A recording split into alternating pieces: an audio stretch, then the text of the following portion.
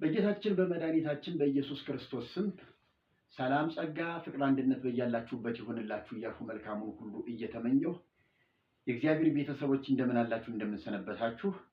ሰላም እግዚአብሔር ከሁላችሁ ጋር ይሁን። ዛሬ ወደ እናንተ ይዤው የመጣሁት አንድ መልእክት አለ። ማሳያችሁ ቪዲዮም አለ። ከዚያ ቪዲዮ የምንማማረው ከስተት ትምህርቶችም የምንጠበቅበት መልእክት አለ። ከዚያ በፊት ግን የእግዚአብሔር ቃል መጽሐፍ ቅዱስ ምን እንደሚል ትንሽ ለዚያ የሐሰትና የኑፋቄ ትምህርት እንደው መጠንቀቂያ ወይም ደግሞ ማስጠንቀቂያ ራስን መጠበቂያ ግንብ እንዲሆንን ከእግዚአብሔር ቃል ትንሽ እንነጋገር። የእግዚአብሔር ቃል ምን ይላል? ዛሬ የምንነጋገረው የእግዚአብሔር ቃል ስለ ጾም ነው። ጾም በብዙ ክፍል በመጽሐፍ ቅዱስ ብዙ አባቶች እንደጾሙ እንመለከታለን። ብዙ ጾመዋል፣ ብዙ ጸልየዋል፣ ብዙ መልካም ነገር አድርገዋል። ይልቁንም ጌታችን ኢየሱስ ክርስቶስ ራሱን ጾሟል። ስንጾምም ምን ያህል ጥንቃቄ ማድረግ እንዳለብን መክሮናል፣ አስተምሮናል። ስለዚህ ዛሬ እንደ አምላካችንና እንደ ጌታችን እንደ መድኃኒታችን እንደ ኢየሱስ ክርስቶስ ፈቃድ ከራሱ ከአንደበቱ የወጣውን ቃል እንማማራለን። ክብር ለስሙ ይሁን። መልካም። በማቴዎስ ወንጌል ምዕራፍ 6 ከቁጥር 16 እንዲህ አለ፣ ስትጦሙም እንደ ግብዞች አትጠውልጉ፣ ለሰዎች እንደ ጦመኛ ሊታዩ ፊታቸውን ያጠፋሉና፣ እውነት እላችኋለሁ ዋጋቸውን ተቀብለዋል። አንተ ግን ስትጦም በስውር ላለው አባትህ እንጂ እንደ ጦመኛ ለሰዎች እንዳትታይ ራስህን ተቀባ፣ ፊትህንም ታጠብ፣ በስውር የሚያይ አባትህን በግልጥ ያስረክብሃል። ጌታችን መድኃኒታችን ኢየሱስ ክርስቶስ ይህንን ነው ያስተማረ። ስትጦሙ እንደ ግብዞች አትጠውልጉ። መጠውለግ ማለት ፊትን ማኮሰስ፣ ማጠውለግ፣ ይሄ የጠወለገ ፊት ማሳየት፣ የተራበ መምሰል፣ የደከመ መምሰል፣ የሆነ ባህታዊ መምሰል አለ አይደለ? ምን ሆነሃል ሲባል እየጾምሁ ለማለት እንዲያመች ለግብዝነት ለታይታ የሚጾም ጾም አለ። ይሄ ፈሪሳውያን ሲያደርጉት ነበረ። ጌታችን ኢየሱስ ክርስቶስ እውነት እውነት እላችኋለሁ እነሱ ዋጋቸውን ተቀብለዋል። አንተ ግን ስትጦም ፊትህን ተቀባ፣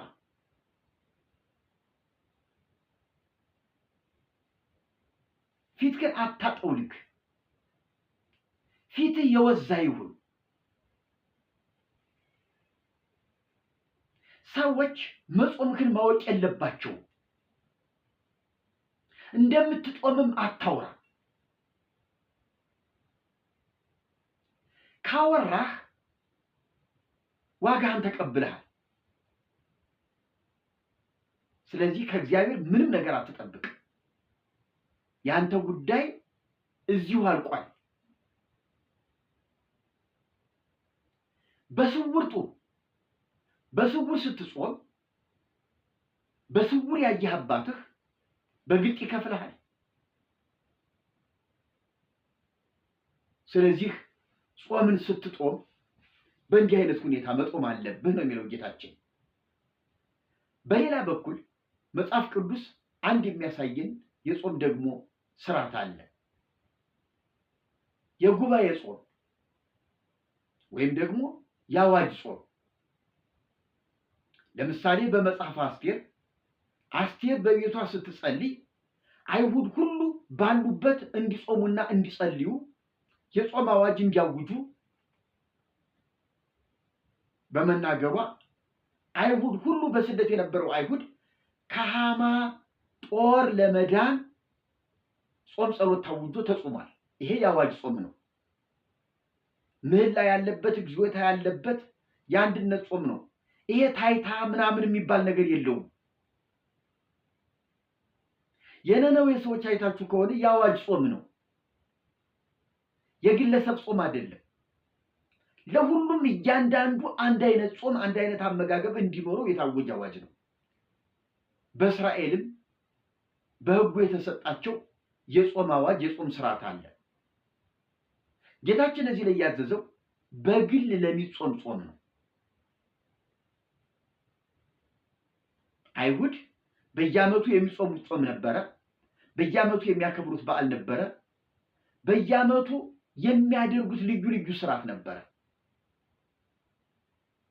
ያን እየፈጸሙ ኑረዋል። እስከ ክርስቶስ መምጣት ድረስ ያ ነገር ሕጋቸው ሆኖ ስርዓታቸው ሆኖ እያደረጉት ኑረዋል። አዲሱ ኪዳን ሲገባ ግን በአዲስ ኪዳን ህይወት ነው የምንኖረው። አዲሱን ኪዳን ተቀብለን እንደ አዲስ ኪዳን ነው የምንኖረው። ስለዚህ የአዲስ ኪዳን ጾም ምንድን ነው? በጉባኤ የሚጾመው እንዳለ እንደተጠበቀ ሆኖ ዛሬም ሲኖዶሱ፣ ዛሬም የቤተ ክርስቲያን አባቶች በሀገር ላይ በተፈጠረው ሁኔታ ረሃብ፣ ድርቅ፣ ወረርሽኝ፣ በሽታ፣ ጦርነት በመሳሰለው ነገር ጥቁር ልበሱ ቢሉ ጥቁር ይለበሳል፣ ነጭ ልበሱ ቢባል ነጭ ይለበሳል። ሁላችሁ ቤተ ክርስቲያን እንድንገናኝ ቤተ ክርስቲያን ጾም ጸሎት አድርገን እንዋል ቢሉ ህዝቡ እንደዛ ይውላል። ይሄ የአዋጅ ጾም ነው። ፊት ጠውልጓል አልጠወለገም የሚያስብል አይደለም። ምክንያቱም ሁሉም የዋለ ውሉ አንድ አይነት ነው።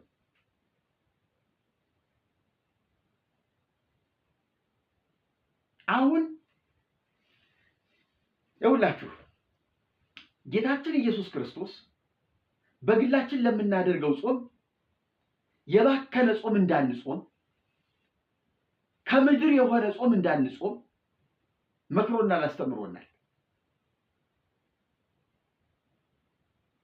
ስለዚህ እያንዳንዱ አማኝ መጾም ቢፈልግ የራሱ ጉዳይ አለው፣ የራሱ ምክንያት አለው። የሚጾምበት የራሱ የግሉ የሆነ የሚፈልገው ግብ አለው፣ ምክንያት አለው። ከዚያ ጋር በተያያዘ ሁኔታ በቤቱ ቤቱን ዘግቶ እንደ ጾመ ሳያሳውቅ ሊጾም ሊጸልይ ይችላል። መልካም ነው። እንግዲህ በግል የምናየው ጾም ይሄን ይመስላል። በቤተ ክርስቲያን በአዲስ ኪዳን እነ ጴጥሮስ ሲታሰሩ ጾም ጸሎት ተደርጓል።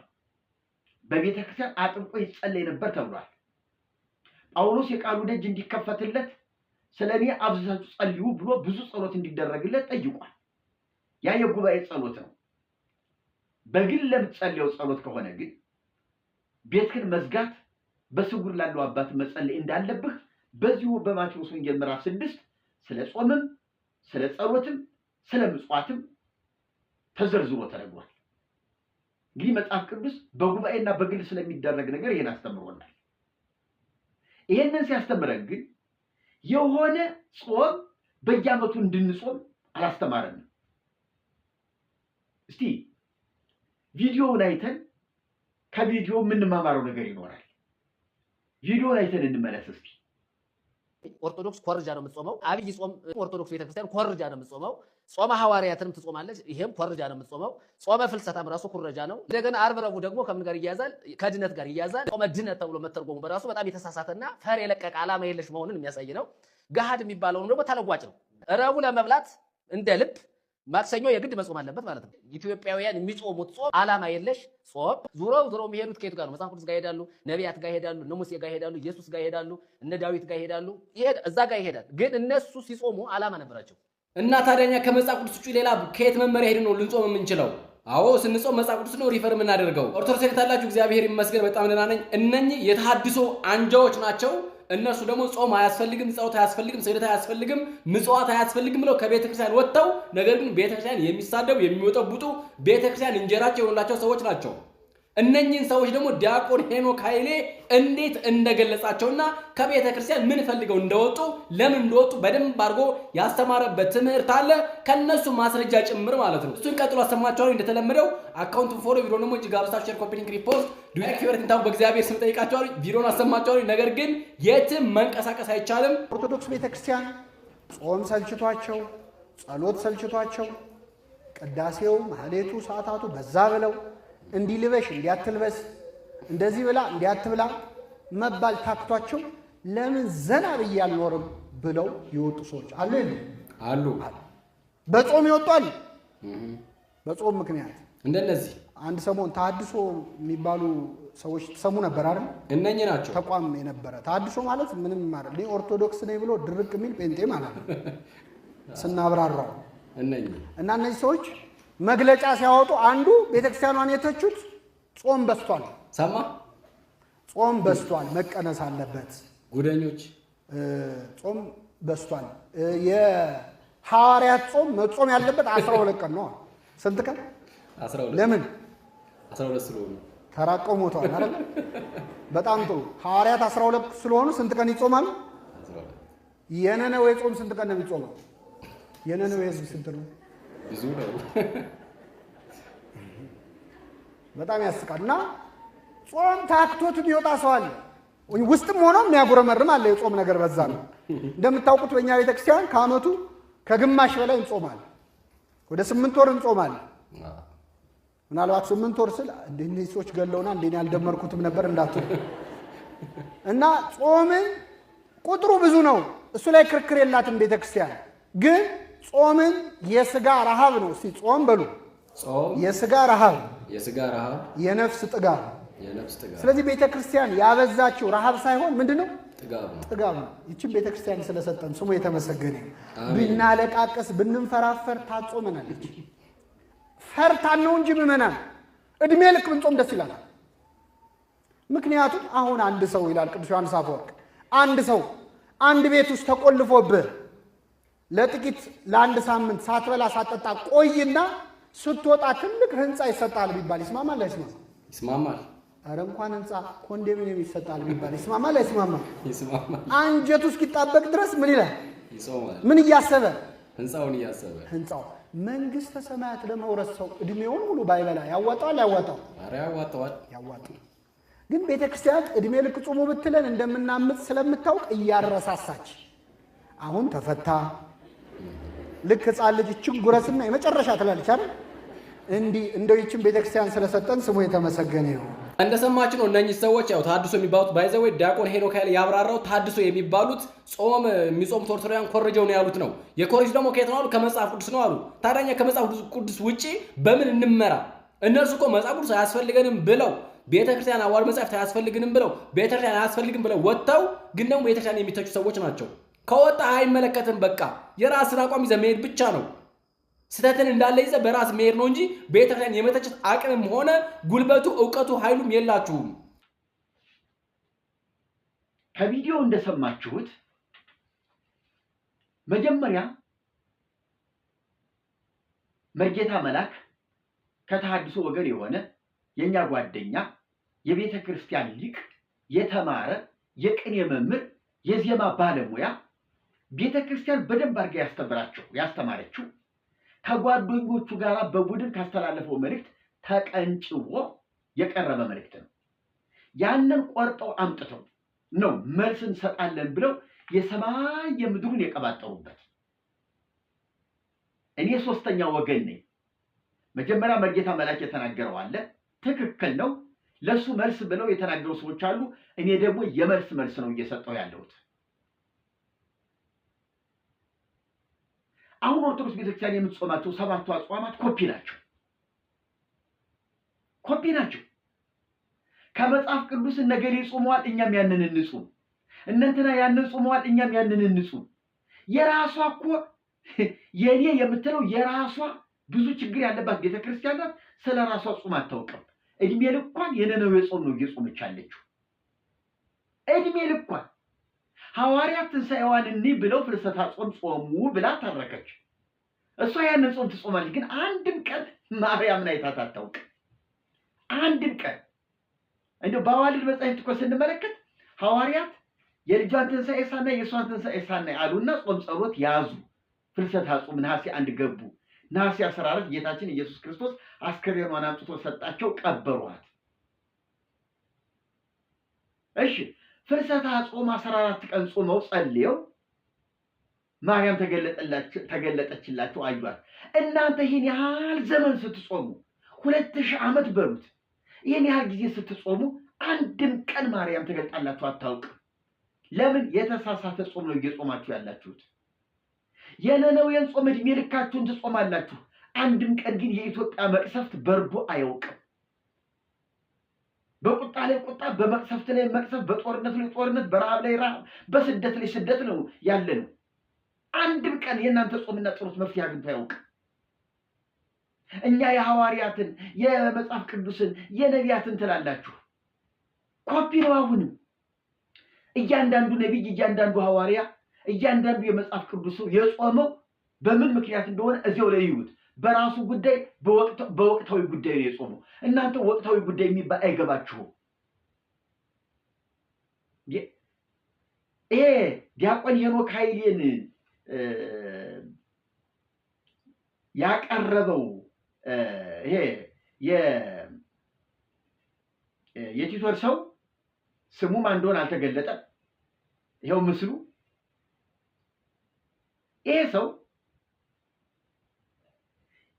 የመርጌታ መልአክን አስተምሮ በመቃወም የዲያቆን ሄኖክ መልስ ትክክል መልስ በቀጥታ ለመርጌታ መልአክ ብሎ መልስ ባይሰጥም ዲያቆን ሄኖክ አጠቃላይ ተሐድሶ መናፍቃን ለምን ከቤተክርስቲያን እንደሚወጡና እንደሚሸሹ በምን ምክንያት እንደሆነ ብሎ እውር ድንብሩን መልስ ሰጥቷል። የጨለመበት የጨላለመበት እንደዚህ አይነት ድንቁርና የለም። እንደዚህ አይነት ህዝብን ማደንዘዝ የለም። እኔ ደግሞ በእንዲህ አይነት ሰው ላይ ባናቱ ነው መወጣበት፣ አልለቀውም። ሲጀመር ይሄ ሰውዬ ዲያቆን ተብሎ ተሰየመ። እውነት ልንገራችሁ፣ ተንሥኡ ጸልዩ ብሎ መቅደስ ገብቶ አይወጣም። ተንሥኡ የምትባል ዜማ አያውቅም። ከሰንበት ትምህርት ቤት ዝም ብሎ የአንዱ ጳጳስ ወዳጅ ሆነ። ያ ጳጳስ ዝም ብሎ ድንጭ ነው ጸልየበት ዲያቆን ሆኖ ቀረ። ከዚያ በኋላ ዲያቆን ነኝ አለና ሊቅነት እንደው ዲቁና መቀበል ማለት ሊቅነት መሰለው። ተንጠለጠለ በየመድረኩ። ቤተ ክርስቲያኒቱ ከማትሸከመው ዕዳ ውስጥ እየገባች ነው።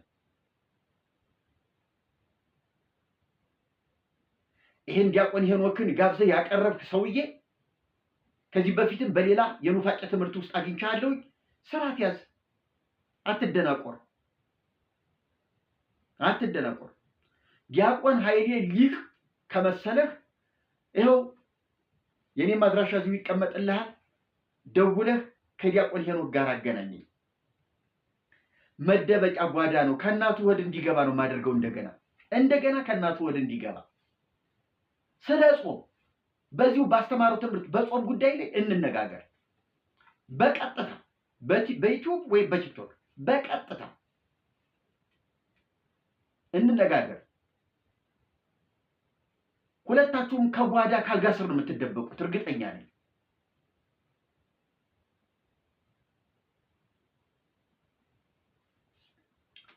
ጾም አንፈልግም የሚሉ ነው ያለው ዲያቆን ይሄ ፕሮግራም መሪው ዲያቆን ሄኖክን የጋበዘው። ጾም አንፈልግም የሚሉ ውሸት። ምን አይነት የተረገምክ ሰው ነህ እባክህ! ምን አይነት ጠማማ ሰው ነህ! ህሊናህ የማይወቅስህ ልበ ደንዳና።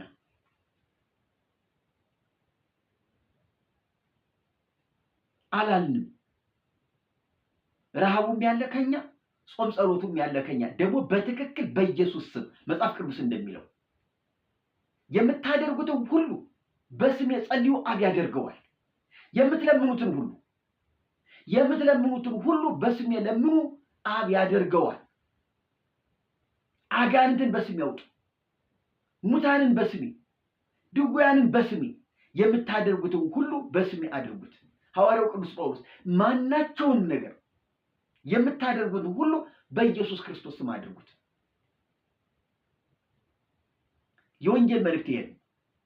ስለዚህ እኛ ተሐድሶ የተባለው በትክክል የወዳደቀችና የፈራረሰች የዘመመች ቤተክርስቲያን አባት የሌላት አባት ያጣች ሰው አልባ ቤተክርስቲያን ቀና እንድትል ኢየሱስ ክርስቶስን እንድታይ እውነተኛ ጸሎት፣ እውነተኛ ምጽዋት፣ እውነተኛ ጾም እንደ መጽሐፍ ቅዱስ የሆነ ይዘንላት መጥተናል። እንዳንተ አይነቱ ይጠረጋል። አንተ ትጾማለህ? ለመሆኑ አብይ ጾምን እየጾምክ ነው? ከዲያቆን ሄኖክ ኃይሌ ጋር ትጾማለህ? ውሸታ። እኛ ጾም አያስፈልግም አላለም። መተህ ማየት ትችላለህ። እንዴት እንደሚጾም ከኛ እንዴት እንደሚጸለይ ማየት ትችላለህ። በአንድ ቀን ጾም ጸሎታችን አዙሮ ትወድቃለህ። አዙሮ ነው የምትወድቀው። እስከ 7 ሰዓት ጾመን ቢራ ምን ገለብጥ እንዳይመስልህ፣ ድራፍት ምን ገለብጥ እንዳይመስልህ። ስርዓት ያለው አግባብ ያለው ጾም ነው የምንጾመው። ዝም ብሎ ወግና ልማድ በጠረቀ አይደለም። ህርቃልንና ዘወረደን እንኳን ለይተህ የማታውቅ ዝም ብለህ ጾም ነው የምታወራ ተሐድሶን ለመሳደብ አፍ የተለቀቀ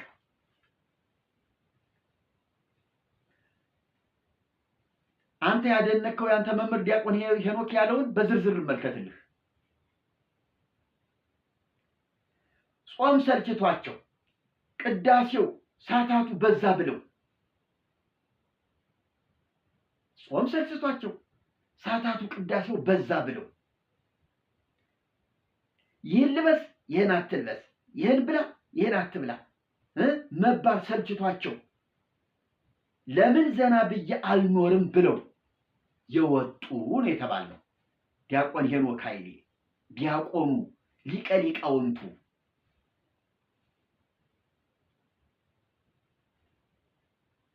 እንዴት አይነት የብልግና ጥግ ነው! ቤተክርስቲያኒቱን ለምንድን ነው እድሜ ልኳን የምታሰድቧት የምታዋርዷት? ለምንድን ነው ስርዓት ያለው ትምህርት የማታስተምሩ? እንዴ ህዝቡ እኮ እኛን ያውቀናል። መድረክ ላይ ቁመ ስለተናገርህ ብቸኛ የተሐድሶ አዋቂ ስለ ተሐድሶ ተናጋሪ አንተ ብቻ አይደለህም። ህዝቡ ከኛ ጋር ነው የሚውለው። ህዝቡ እኛን ያውቀናል። ተሐድሶነታችን በምንና እንዴት እንደሆነ በሚገባ ህዝቡ ተረድቶናል። በጣም ቀልሃል።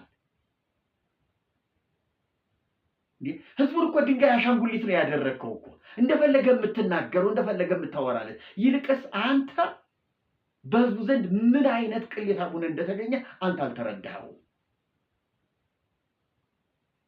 አይላፍ ዝማሬ ምናምን እያልክ እንደው ደማቅ ጉባኤና ሰልፍ ስለጠራ የመጨረሻ ሊቃውንት የመጨረሻ የሲኖዶስ ሰብሳቢ መሆን ትፈልጋለህ እንዴ? ይሄ የውርደት ጥግ ነው። አላልንም። ቅዳሴው ሰዓታቱ የት ታውቀዋለህ አንተ? ሰዓታቱን ለመሆኑ ቅዳሴውን የት ታውቀዋለህ አንተ? ዳር ቆመህ አሜን ሲሉ አሜን ካላልክ በስተቀር አንተ የትኛውን ቅዳሴ የትኛውን ሰዓታት ታውቀዋለህ? ያታፍርም እንዴ? ቆመህ የምታድር አትመስልም እንዴ? መሪ መሰልክ እኮ እንዴ! ይሄን ልበስ ይሄን አትልበስ፣ ይሄን ብላ ይሄን አትብላ፣ ይሄን ጠጣ ይሄን አትጠጣ ነው እንደዚያ። ይሄን ሰጭቶን ይወጣ ከዚህ ነፃ ለመውጣት ይሄ የብልግና ጥግ ነው። እውነት ለመናገር በጣም በጣም ኑፋቂ፣ በጣም ክደት፣ ከጥግም ያለፈ ውሸት። እኛ እንደፈለገ ልንለብስ፣ እንደፈለገ ልንበላ፣ ልንጠጣ፣ እንደፈለገ ልንሆን ተሐድሶ አልሆንም። ይህንን ስርዓት አልባስ ይህ መጽሐፍ ቅዱሳዊ የሆነ ዝም ብሎ ጾም ህርቃል ብሎ እስካሁን ድረስ የሚጾም ጾመ ነቢያት ብሎ እስካሁን ድረስ ጌታ እንዳልተወለደ አድርጎ የሚጾም እስካሁን ድረስ የነነዌ ጾም የሚጾም የራሱን ጾም የሳተ ስለ ራሱ መጾም የማያውቅ ነነዌ መጹታለች እንመጹት፣ ነነዌ ጾማለች እንጹም፣ ነነዌ ቆርባለች እንቁረብ። ምን አይነት አካሄድ ነው የምትሄደው? መጽሐፍ ቅዱስ እኮ ያስተማረን እነዚያ ሁሉ የጾሙ አባቶች እንደ ጾሙ የተጻፈው እኛም በራሳችን ጉዳይ መጾም እንዳለብን ለምሳሌነት ነው እዚህ የተቀመጠው እንጂ ያን ኮፒ እንድታደርግ አይደለም።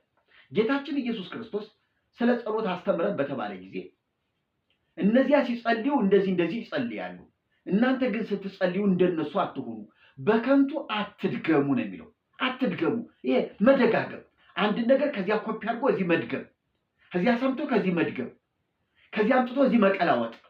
አትድገሙ። ይሰማል? ዲያቆን ሄኖክ መስሚያለህ? አትድገሙ።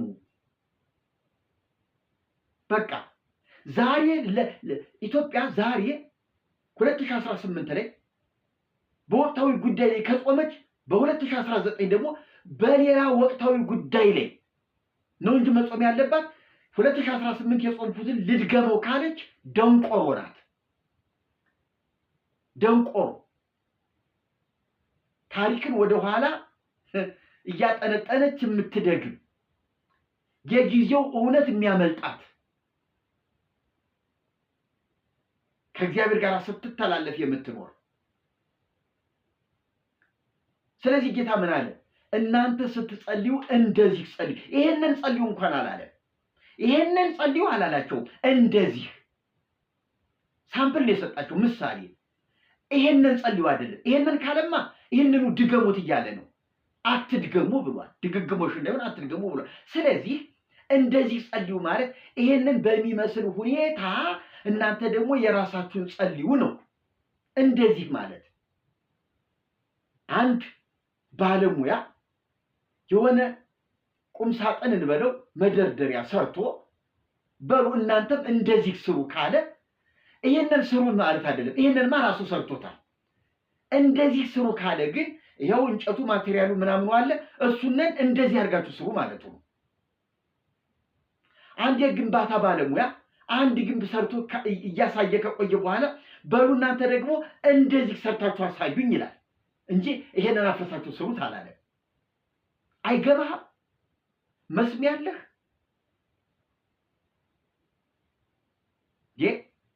እንዴት አይነት መደናቆር ነው ባካችሁ! ታምር ነው። ምን አለ? አንድ ሰሞን ተሐድሶ የሚባሉ ሰምታችኋል አይደል አለ። እንዴ አለን እንጂ አሁንም ተጠለቅልቀናል። ሰምታ አንተ ህዝብ ልታዘናጋ ነው እንዴ? ልክ ነበሩ ጠፉ ለማስመሰል አንተ ብቻ ደንቆረህ የቀረህ ደዘ የቀረህ ነህ። አንተም እንኳን እርግጠኛ ነኝ ውስጥ ተበልቷል። የእንጀራ ጉዳይ ይዞህ፣ የጥቅም ጉዳይ ይዞህ፣ እልከኝነት ይዞ ነው እንጂ መታደስ እንዳለባትማ በእርግጠኝነት ታምናለህ። በእርግጠኝነት ታምናለህ። ምን ጥርጥር አለው? ጥመት ነው ያንተ ጉዳይ፣ ጥመት ነው። አንድ ሰሞን ተሐድሶ የሚባሉ ሰምታችኋል? ነበሩ ጠፉ አለን፣ ተጥለቅልቀናል። እንዲያውም ጳጳሳቱን ሁሉ እየወረስናቸው ነው። አንተ ድንግል ማርያም ቤዛ አትባልም ብለዋሉ፣ ይሄ ምንፍቅና ነው እያልክ የተቻቸው አባቶች የእኛን ትምህርት ነው እያጮሁት ያለ። እነ ብፁዕ አቡነ በርናባስ ስንቱን ልጥራለህ? እነ ብፁዕ አቡነ ገብርኤል፣ እነ ብፁዕ አቡነ ኤርሚያስ፣ እንዴ ራሳቸው ብፁዕ ቅዱስ አቡነ ማትያስ በቤተ ክርስቲያናችን ውስጥ ችግር አለ፣ ስተት አለ፣ ገድላት ድርሳናት ላይ ስተቱ ገብቷል፣ ከዚህ በኋላ በሊቃውንት እየተመረመሩ መታረም አለባቸው፣ ከዚህ በፊትም የተጻፉት ወደፊትም የሚጻፉት ሳይመረመሩ አገልግሎት ላይ እንዳይውሉ ያሉትን አልሰማህም እንዴ? አቡነ ማትያስም እኮ ከኛ ወገን ናቸው። የኛን ሐሳብ እኮ ነው ደግፈው ገድላቱ ድርሳናቱ መታረም አለባቸው። ይህ ማለት ምን ማለት ነው?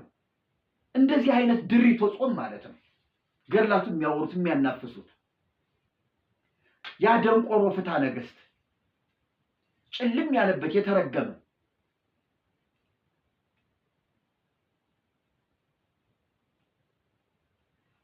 እና አንድ ሰሞን ተሐድሶ የሚባሉ አንድ ሰሞን የትኛው ሰሞን ከስንት ዓመት በፊት እሳት ትጭራለህ እንዴ? እሳት እኮ ነው እየጫርክ ያለው ባናትህ ላይ እና አለን እጅግ በስተን እጅግ ተትረፍርፈን ከላይ ከቁንጮ ከሲኖዶስ አናት አብረን ተቀላቅለን ስራ እየሰራን ነው። እንደው ቅጥል ንድድ ትላለህ እንጂ አለ ተሐድሶ ማለት አልክ። ተሐድሶ ማለት ኦርቶዶክስ ነኝ ብሎ ድርቅ የሚል ጴንጤ ነው ሲብራራ ሊቀ ሊቃውንቱ ሲያብራሩት ተሐድሶ ማለት ኦርቶዶክስ ነኝ ብሎ ድርቅ የሚል ጴንጤ በጣም ስታብራራው ስታመሰጠረው አቤት አቤት አቤት አቤት አቤት የምትገርም እኮ ሰው ነው ወንድሜ። አሳዘንከኝ። ህይወትህን እንዴት እንዳጠፋት ነፍስን እንዴት ለገሃነም እንደዳረካት አሳዘንከኝ። እርግጠኛ ነኝ ወደ ወንጌል ትመጣለህ። እንደዚህ የደረቁ እንደዚህ የከረሩ ሰዎች ሂደው ይሄ ያከረሩት ነገር ይበጠስና በጣም እያለቀሱ በጣም እያዘኑ እየየ እያሉ ወደ ወንጌል ይመጣሉ። አትቀርም። ገና ወጣት ነህ፣ ትመጣለህ። ብዙ ነገር ይጠብቅሃል፣ ብዙ ፈተና ይጠብቅሃል። ወጣት አፍጥጦ ይዛል፣ መሄጃ ታጣለህ። ይህንን በደንብ አስምርበት። እኛ ድርቅ ያለ ጴንጤ ምንድን ነው ያልኸው? ተሐድሶ ማለት ኦርቶዶክስ ነኝ ብሎ ድርቅ የሚል ጴንጤ። እኛና ፕሮቴስታንት ወንጌል በሚለው ነገር ላይ ምንም ጥርጥር የለውም። አንድነት ከማንም ጋር ወንጌል በሚለው እውነት ጌታችን ምን አለ? አንድ ሰው አጋንንት ሲያወጣ በስምህ አጋንንት ሲያወጣ አግኝተህ ነው ስላልተከተለህ ከለከልነው አሉት ሐዋርያቱ። ለካ የጌታ እነሱ ብቻ ናቸው ስለሚከተሉት እነሱ በቃ እኛ ብቻ የጌታ ብለው ራሳቸውን ቆጥረዋል። የጌታ ልዩ ሰዎች እንደሆኑ አድርገው ራሳቸውን ቆጥረዋል። እና አንዱ በኢየሱስ ክርስቶስ ስም አጋንንት ሲያወጣ ሲያስተምር አገኙት። አንተ ደግሞ ከየት ይመጣን? ማን ነህ?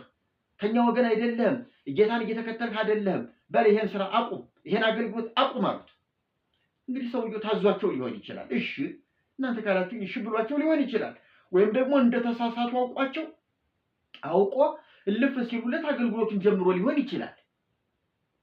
ግን እነሱ ሮጡ ሄድና ልክ መልካም እንደሰሩ ጌታ ሆይ አንድ ሰው በስምህ አጋንንት ሲያወጣ አግኝተህ ነው ስላልተከተለ ከለከል ነው አሉት። ጎሽ እንዲያ ነው። ማንም በስሜ እንዲነግድ አልፈቅድም፣ በስሜ ማንም እንዲጫወትበት አልፈቅድም። ደግ አደረጋችሁ፣ በዚህ መበርታት አለባችሁ የሚላቸው መስሏቸው ነበረ። ጌታ ግን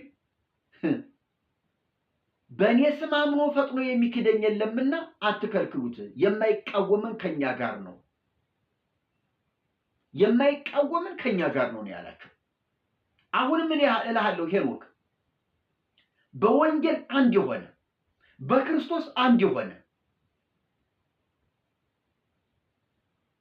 በእግዚአብሔር መንግስት አገልግሎት በእውነት ላይ የቆመ እውነተኛ ጴንጤ አንቃወምም፣ እውነተኛ ኦርቶዶክስ አንቃወምም፣ እውነተኛ ካቶሊክ አንቃወምም። እንዴ እንዳንተ እኮ ዝም ብሎ ጭፍንፍን ያለብን አይደለንም። የእግዚአብሔርን ቃል እየመረመርን እንደ ጄሪያ ሰዎች እንደ ፈቃዱ የምንቀበል ሰዎች ነን።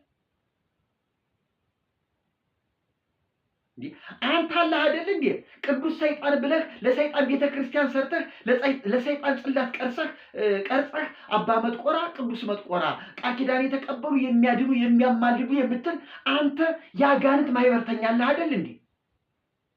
አቡነ ጽዋ ለጽድቅ ተብለው ስማቸው ተቀይሮ ድሮ የባህር ጋኔን የነበሩ ድድድድ የምትል አንተ የአጋንንት ማህበርተኛ አለህ አይደል እንዴ? እንዴ አያፍርም እንዴ? የበለዓም የጥንቆላ መንፈስ ያጥለቀለቀህ፣ የኤልዛቤል ግልሙትና ያጥለቀለቀህ አንተ አይደለህ እንዴ? የቤተ ክርስቲያንን ገመና የማላውቀው መሰለህ? ምን ትዋሻለህ? ምን ተሐድሶ ስትል አታፍርም እንዴ? ኧረ ቤተ ክርስቲያንማ ተሐድሶ ያስፈልጋታል፣ ፍጠኑልን እባካችሁ፣ ድረሱልን፣ እኛ ከውስጥ ጀምረነዋል ነው የሚባለው። ድርቅ ጴጤ ሲበራራ ታሳፍራለህ። ቤተ ክርስቲያኗን የተቹት ጾም በስቷል መቀነስ አለበት ብለው ነው። ቤተ ክርስቲያኒቱን የተቿት ጾም በስቷል መቀነስ አለበት ብለው ነው። እንደሱ አልወጣንም፣ ትንፍሽም አላልንም። ይሄው አንተ ያስተማርኸው ህዝብ ይወቅ ይስማ አላልንም። ሁልጊዜም አንልም፣ ልንልም አንችልም። እድሜ ልክ የኢትዮጵያ ህዝብ መጾም አለበት ከቻለ አቅሙ ከፈቀደ እንዳንተ ቢራ ሳይገለብጥ፣ አረቄ ሳይገለብጥ፣ ጠጅ ሳይገለብጥ ከሁሉ ነገር ራሱን ገዝቶ ለሕያው አምላክ ራሱን ሰጥቶ በወይን ጠጅ አትስከሩ ይህ ማባከን ነውና መንፈስ ይሙላባችሁ እንጂ ነው የተባልነው እኛ። እንደዚህ ብሎ ቢራና አረቄ ገልብጭ አይደለም መድረክ ላይ የምቆመው። እነግርሃለሁ እንደዚህ እስከ በሬ ከመጣህና በሬን ካንኳኳኸው በሬን ከፍቼ እስኪ በቃህ እነግርሃለሁ።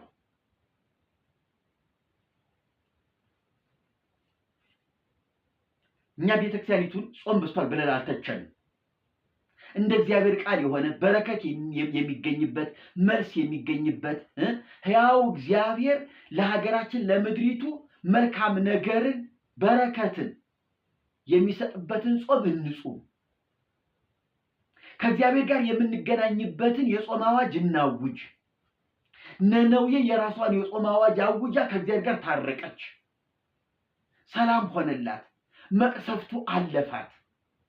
እኛም እንደ ነነዌ ሰዎች በራሳችን ጉዳይ ላይ የጾም አዋጅ አውጀን ሕፃናቱ እንስሳቱ ሳይቀር በዚህ ወቅት ጾም ያስፈልገናል ብለን በእግዚአብሔር ፊት እንንበርከክ፣ እንጹም፣ እንጸልይ። ይሄ የኛ አዋጅ ነው ያልነው ይሄንን ነው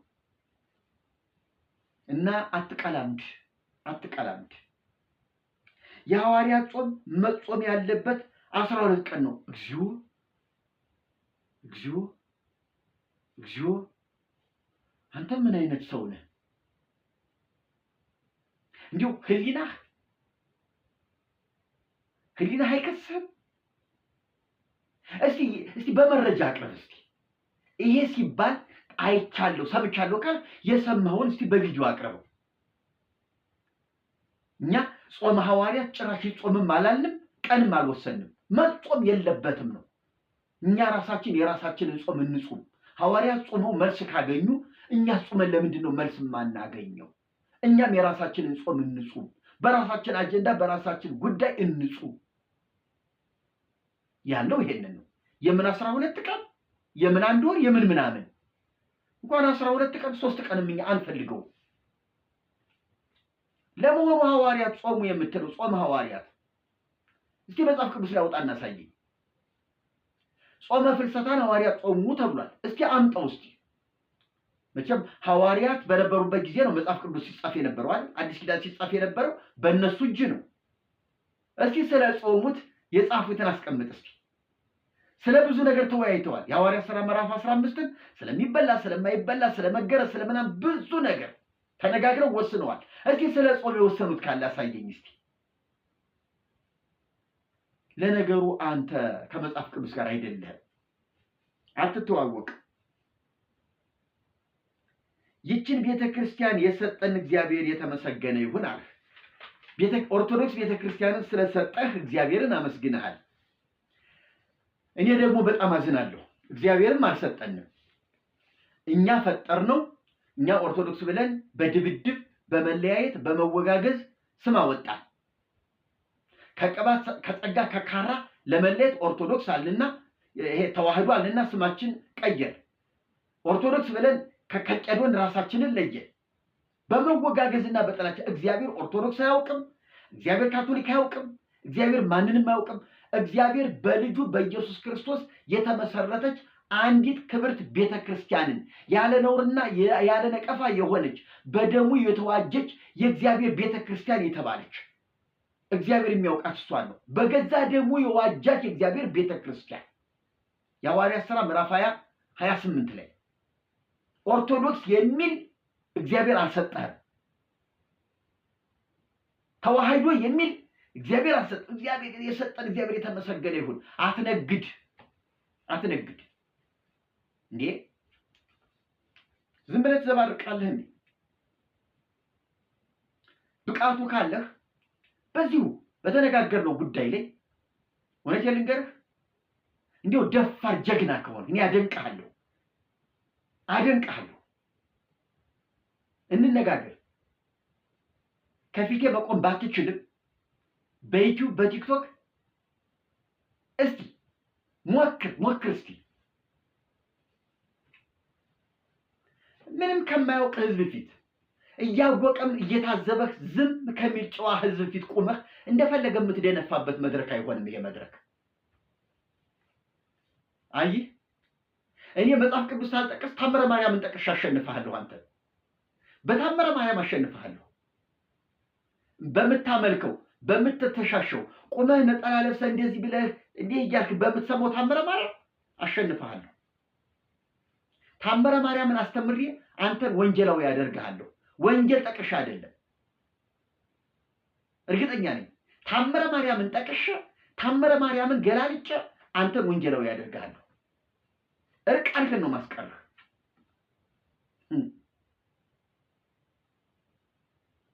ፈርተን ነው እንጂ እድሜ ልክ ብንጾም ደስ ይላቸዋል አባቶች።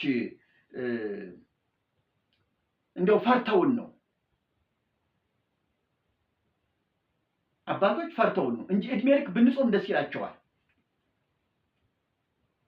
እነሱ ይጾማሉ፣ የሚጾሙ አይመስሉም። እንደው ስታያቸው የስኳር በሽታ፣ የግፊት በሽታ፣ ይሄ ምናምን ይሄ ከውፍረት ጋራ አብዝቶ ከመብላት ከመጠጣት ጋራ የመጣ የበሽታ አይነት ተሸክመው ያሉ ሰዎች ናቸው።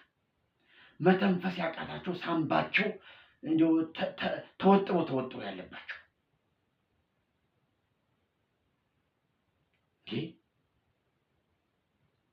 እንደው እነሱ ስለ ጾም ሲያስተምሩ እኮ እንደው እውነት ለመናገር ያሳፍራል። ስለ ጾም የሚያስተምር ሰው እኮ ይታወቃል። እንደው መልዕክቱ ትምህርቱ ራሱ ወደ ሰውነት ወደ ደም ይገባል።